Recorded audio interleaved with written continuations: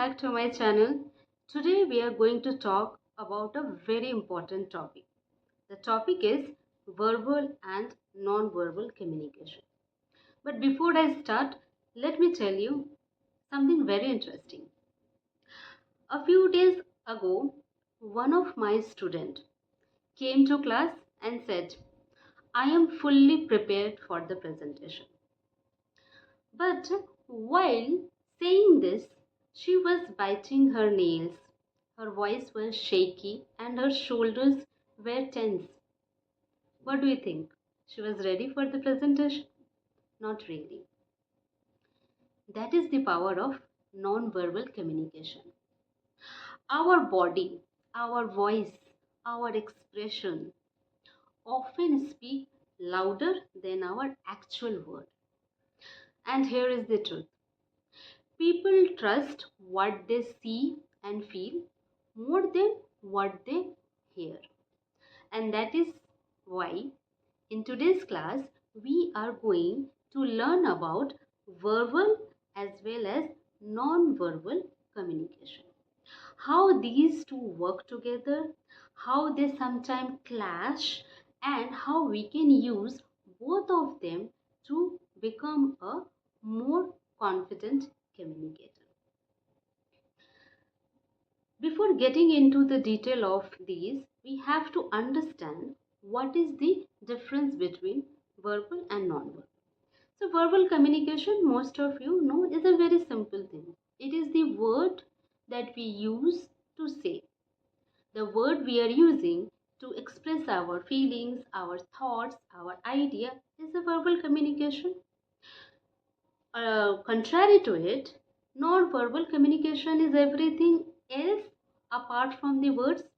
So it is the tone of your voice, the gesture, your facial expression, your eye contact, and even the pauses in your speech. We don't experience this separately. Both go hand in hand. When someone talks to us, we receive signal at the same time. That is why they need to complement each other. They are not handled separately, that this is a verbal component and this is a non-verbal component. You have to mix both the components to make your communication effective. Now, how these verbal and non-verbal work together? There are 6 ways. These 6 ways will help you to make these two work together. The first is repeating. Saying, for example, saying well done while giving a thumbs up and repeating it. Second is substituting, giving a hug or a high five instead of saying congratulations. So this becomes your second way. The third is turn taking, using a hand gesture to invite someone else to speak in a group. The fourth point is complimenting, showing hands movement like a upward graph while explaining a growth. The fifth one is emphasizing, using a stronger tone, slowing down, or adding a pause to make a point stand out. The sixth one is contradicting, saying I am fine while looking very upset. People usually believe the body over the words.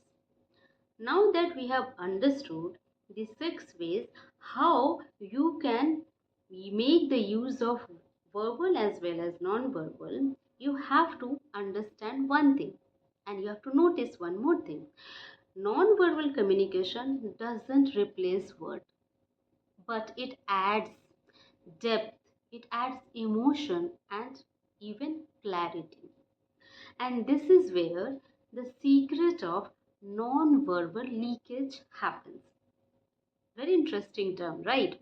Non-verbal leakage. Here is something very fascinating. When we try to hide our true feeling, our body often leaks the truth, and that is called as non-verbal leakage. Take an example.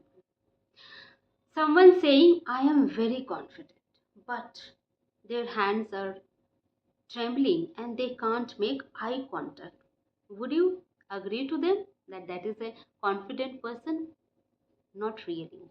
Researchers shows that almost 98% of people reveal leakage when hiding their emotion, like fear, anger, or jealousy.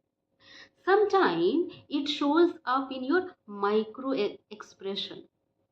And micro expressions are what? These are those tiny flashes of emotion on the face that last for even less than a second. And these are very universal, like the happiness, the anger, the sadness, the surprise, the disgust, or the content. These are the micro expressions. Even if we try to hide our feeling, our body often releases them. So, after understanding these 6 ways, what are the key takeaways for today? Your communication is not just what you say, but how you say it. Second is, when words and body language match, people see you as more confident, trustworthy, and a clear person. When they don't match, people will believe your non-verbal signal more than your words. That is why next time when you speak, whether it is in a meeting, in a classroom, or even with your friends, pay attention to both your word and your body. You can simply ask yourself, do my word and my body match? If yes, you will instantly come across as more authentic and a confident communicator. If no, then you have to work on that. And if you found this lesson useful, I would like you to hit and share it with your friend and subscribe for getting more communication tips. See you in the next video. Until then, keep watching, keep learning. Thank you.